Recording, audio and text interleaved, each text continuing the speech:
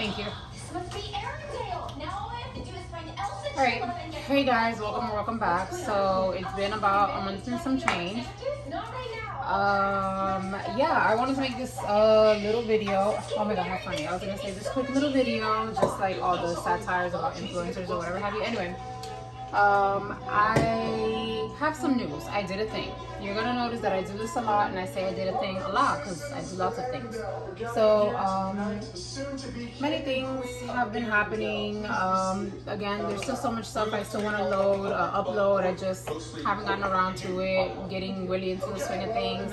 I really just have to get into recording all the time. So here we are. Don't mind my hair. I'm gonna attempt to braid it today. If I can record, I will. If I can't, I won't, because I'm using my phone and also want to listen to music. So you know, priorities. I'm currently in the kitchen. I want to make agua de mango cremosita, something that I saw on Instagram. I have a whole bunch of mangoes because this year apparently everybody's mango trees are just booming. And at work I have many people giving me mangoes. So I have like this little box of mangoes. I've already had to throw away a few. I've done a couple things with mangoes, so that's what we're doing right now. Anywho, neither here nor there. She'll never know the truth. What'd you say? I'm just upset he's gone.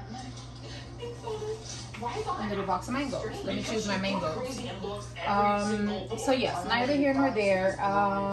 But guys, I did a thing, and you guys are about to embark on a journey with me, or you know, a ride. It's gonna be a wild ride, since you know the whole this is my theme park situation. Never mind. If you know, you know. I've officially put in my 2 weeks notice at work. So I resigned on Tuesday. Today is Saturday, June 24th, 2023. I've officially put in my 2 weeks notice. My last day will be July 7th, Friday, July 7th. And that's where we are. After 5 years working for the place that I work, I have said goodbye. The reaction at work has not been the best, in the sense of it's really crazy how people will hate you or envy you for absolutely anything and nothing at all. These are not my best friends. However, in any work environment, especially when you work in an office, you do create some kind of closeness, some kind of bond. There is a certain level of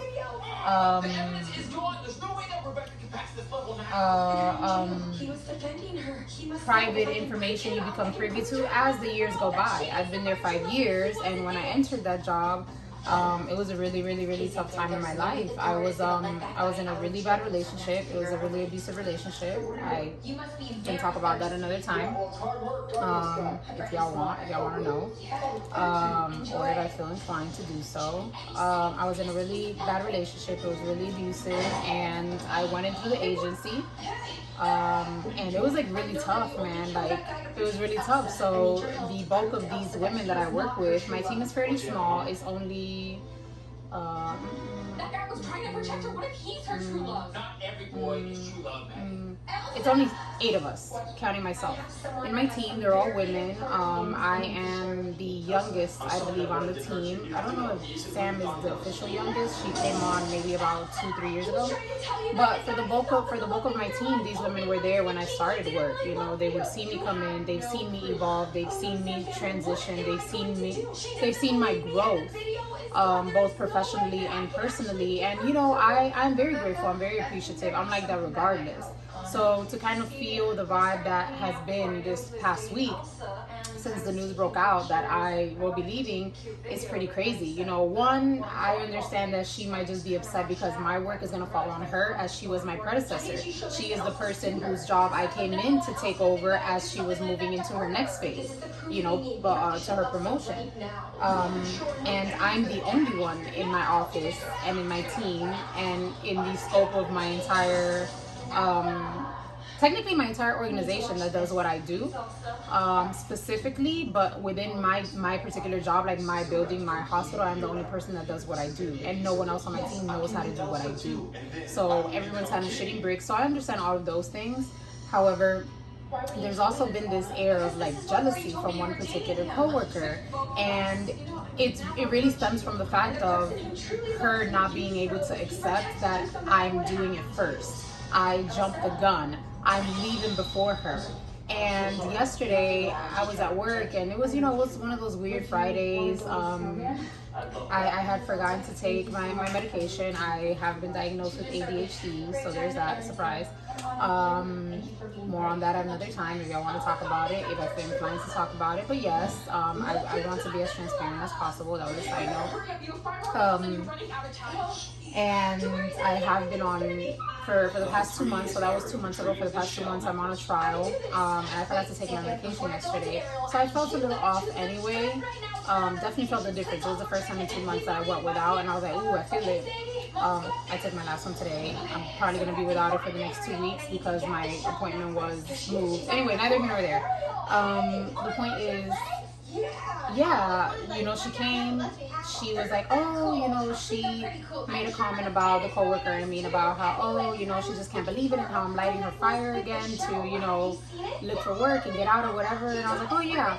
And I immediately felt this like a pain in my stomach, and I was like, I'm gonna go to the bathroom. Like, after we finished talking, I told my coworker, the one that I sit with, I said I'm gonna go to the restroom. I actually legitimately had to pee, but I went to the bathroom and I just felt this overwhelming sense of like just this negative energy. It felt like I just felt bad. I felt sad. I felt down. I almost felt regretful, and I was like, this shit is not mine. I was like, I reviewed this. This is not mine. I'm absolutely not. So I knew that this person like spewed that energy onto me, like that hate, that, and I know this person. I've been saying it since the news broke, and I was like, she's upset because I did it. I did what I said I was gonna do. Mind you, this person, I particularly, all of us in general, because there's so much shit going on in my job, corporate America, politics, bullshit. We have been talking about, possibly moving and things, and we started talking about this about last year. So the day before, when I had sent my farewell email to my team, as we didn't actually have a meeting like I thought we would, she came and she was like, mind you, she already knew. As a matter of fact, I was told that she even gave up a candidate for my position. Oh, I can't believe it, whatever, and stood and talked for like 30 minutes about all these things, and I was like, well, yeah. She's like, oh, well, where are you going? Are you sure? Are you set? Trying to get information to see where I'm going, if I have a job, what job, like, how could I possibly be making this move before her, or how have I been preparing, or how, because I stopped talking my business, especially at work, and especially with everybody, all of my business, a long time ago. So anyway, the point is that the feeling in my office is very strange, to say the least. But yes, guys, I did a thing. Join me on this. I mean, you don't have a choice if you're gonna follow me. I mean, not that you don't have to look, you don't have to follow me, you don't have to watch. I'm just saying, I fully intend to document this transition. Not only have I put in my resignation, I will be moving. I currently live in Miami, Florida. I'm planning to move to Orlando, Florida. Would I love to move somewhere else? I think so, but that's just too big of a jump for me to do at the moment with just me and my girls.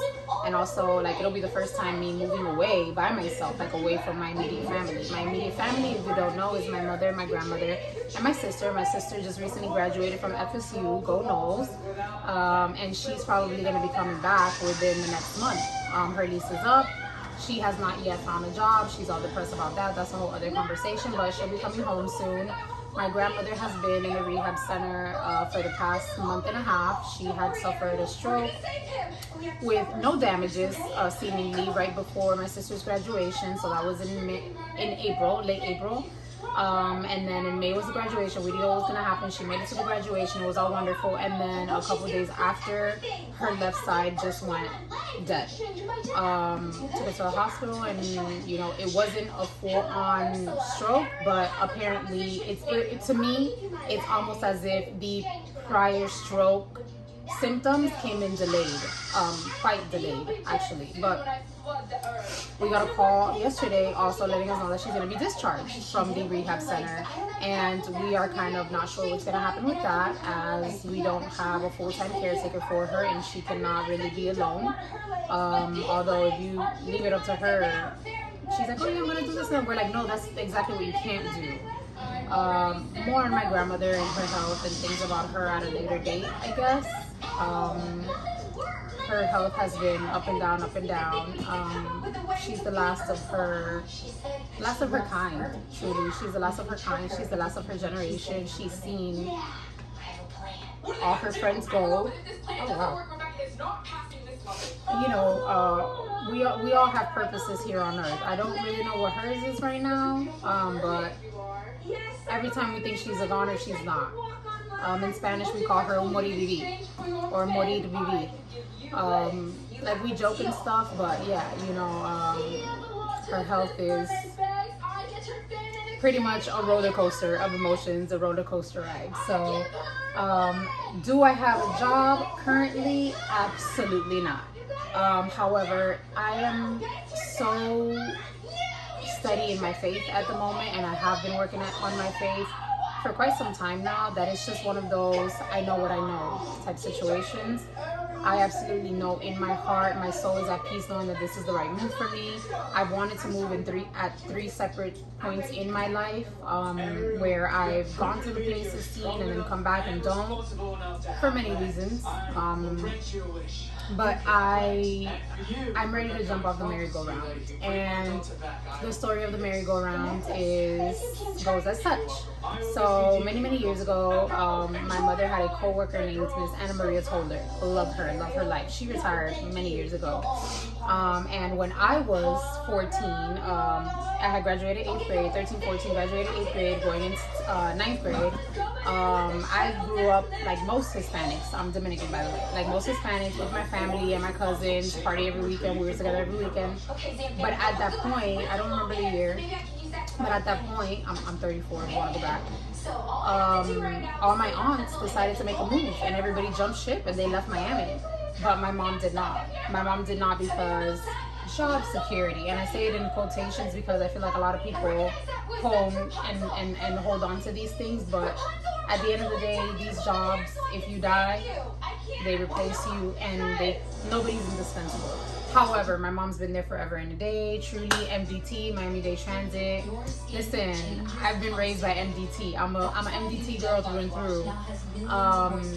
But you know, she didn't move, which I respect. You know, when I was younger, my mom moved to a whole other country, to Dominican Republic, twice, leaving her job, and you know, so I also want to say, seeing that didn't work out, she also has, you know, trauma. She's like, I can't do that shit again. So we left. So, you know, we didn't move. Fast forward, I ended up having my first daughter, who's now 14. I had her at 19, 5 days before my 20th birthday. She was born on my mother's birthday. And then we stayed. And then when my daughter was 3 or 4, she was 3, I said I was gonna move. And I decided, Miss Anna Maria told her, I'm sorry, the merry-go-round. Miss Anna had told her at the time, again, back when my aunts had left and I was going into 9th grade, hey, your daughter's at an age where it was me, my sister was younger, I'm 12 years older than my little sister, so I was the one heading into adulthood. And Miss Anna had told her, hey, if your daughter is kind of willing to go too, you know, she's at that age, this is kind of a pivotal moment, it's a pivotal thing for you to do, you should do it. So my mom did not. And Miss Anna Maria's words have stuck to me 20 years plus, all these years. And she used to tell my mom, are you going to continue on the merry-go-round? The merry-go-round meaning the thing about generations. Are you going to continue to stay here in the same loop, doing the same thing, you know, stagnant? Or are you going to give yourself a chance to grow, to see what this can, you know, can happen? And that's always been in my head. And so the merry-go-round story is brought to you by Miss Anna Maria Toller, and that never left me. And when, fast forward again, when my daughter was 3 or 4, I went to New York, and I was like, all right, I'm gonna go move in with my other sister. I have 6 siblings, 5 from my father's side, 1 from my mother. And my sister, that particular sister, the youngest of my father's, she's lived in New York pretty much always. Well, more on her at another day. And I was like, all right, I'm gonna go. So I left. I had lost my job at that time. I think I used to work at Whole Foods when that happened, and which I loved it. I used to work with flowers. It was so beautiful. I love flowers. Whole Foods, some of the most amazing people I've ever met in my life. I truly just incredible. So I left to New York, and I gave myself 3 months. I told myself I will have a job within 2 weeks, and I'm gonna do everything that I have to do and set up to bring my daughter. So my daughter had stayed with my mom. My daughter was in daycare at this point. We lived in Broward. That was like the only year we ever lived in Broward. During my 3 months that I was there, I in fact did get a job within the 2 weeks, as I said I would. Looking back at it, is the first time I ever can think I actually manifested something. I had no idea what manifestation was, nothing of the sort, but yeah. During that time, not sleeping with, but in my sister's apartment, my sister was like, all right, we gotta get things ready for the winter and this, that, and the other. And I was like, no, I need a job, whatever. I wasn't making enough. I was working at Jamba Juice at Penn Station, not making enough. And my check, literally, I would send it every week to my mom to pay for my daughter's daycare. So, that was the point. Not to burden my mom any more than I was already burdening her, because she was taking care of my daughter.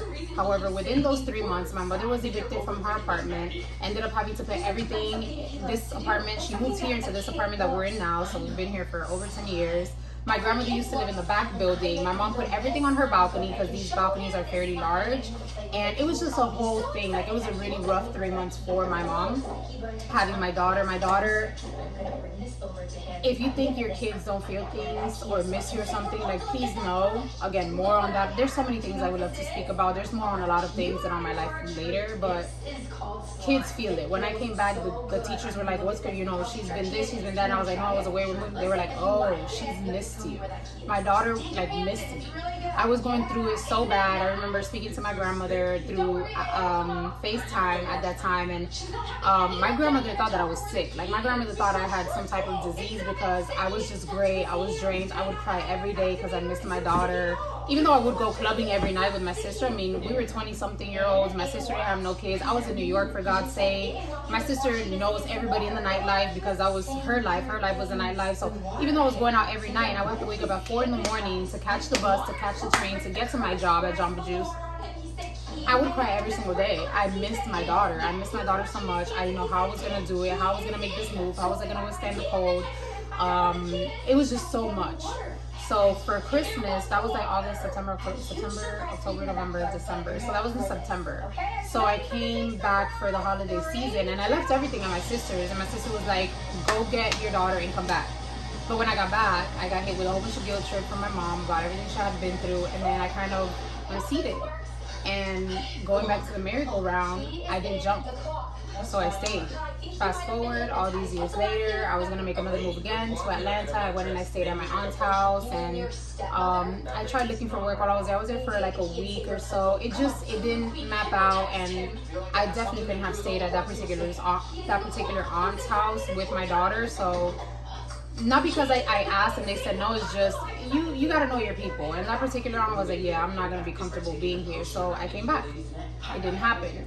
So that was another time. And then here we are again. My daughter is exactly the age that I was when my mother was first kind of put into this situation, say, hey, are you gonna jump off the merry-go-round? And I'm like, yeah, I'm jumping off this fucking merry-go-round. I'm not doing it anymore. In my brain, I have a merry-go-round, and I'm literally kind of jump in, jump out. This is me on the merry-go-round in my brain, and I'm ready to jump. I've done a lot of work on myself. Like I said, I've been at this job for 5 years. When I started, I was in a really bad relationship. I've been in therapy all these years, and my daughter is in therapy. I'm a huge advocate for therapy. If I have any unsolicited advice, it will always be therapy. Even when you think you don't need it, you fucking need it. There's so much embedded, ingrained programming, teachings, the belief systems, thought processes. There's just so much. I mean, down to the nitty gritty. What you don't think affects you, the way that we stand, talk, walk, cook, do things, we don't think it comes from these little tiny seeds that are planted within us from when we're young. They are. It doesn't have to necessarily be from your parents, your family. It could be anything. It could be cultural. It could be at school. It could be one bully you had in school. It could be so many things. So through therapy and through the things that I've been through maturity, motherhood, and everything, in the past 5 years, I've grown and I'm strong enough, and I'm like, yeah, fuck it, I'm gonna do it.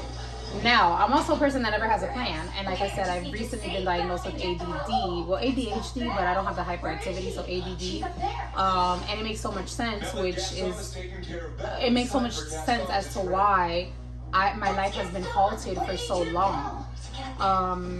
It explains a lot of things about my childhood as well, but more on that at a later date. The point is, guys, all of this to say, welcome to my theme park. We're definitely getting started on a wild ride. I would love for you to join me. This is a judgment-free zone, although constructive criticism is always welcome. Although constructive criticism can be judgy sometimes, so just bear with me, be gentle with me, be gentle with yourself. I'm having to learn to be gentle with myself because I'm extremely critical of myself, like detrimentally. But I'm excited. I know what I know. And yeah, guys, we're moving. We're looking for work. We're about to make some agua de mango cremosita. Yes, the red looks great. Now about that key, I don't know what the fuck's gonna happen, guys, but welcome. Enjoy the ride. Yeah. So until the next one. He won't challenge a girl, he'll challenge a boy.